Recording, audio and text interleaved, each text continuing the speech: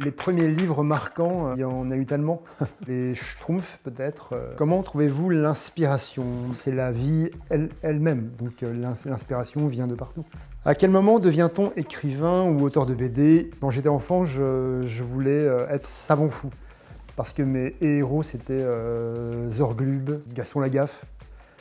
Et puis quand j'ai vu que c'était pas un vrai métier, je suis revenu vers le dessin, une qualité pour être auteur, être à l'écoute du monde. Dans quel état est-on quand on dessine? Une sorte de transe, le mot est peut-être un peu fort. Je peux dessiner des heures sans penser à mon corps ou à ce qui m'entoure. Vous lisez un livre à la fois ou plusieurs en même temps?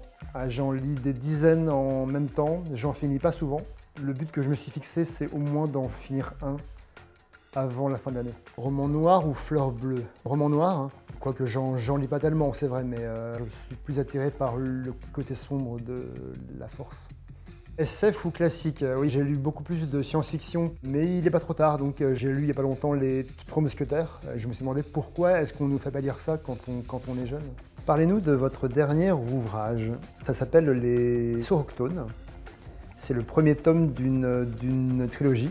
On suit le parcours de 3 jeunes personnes qui cheminent dans une France post-effondrement. C'est clairement de la science-fiction. Une bonne BD, c'est quoi? C'est quelque chose qui t'emporte et en même temps qui te fait réfléchir sur, je sais pas, sur le monde, sur toi-même. Lire un livre, c'est vraiment un instant à part. C'est pour ça que l'objet livre, je pense, a encore de beaux jours devant lui.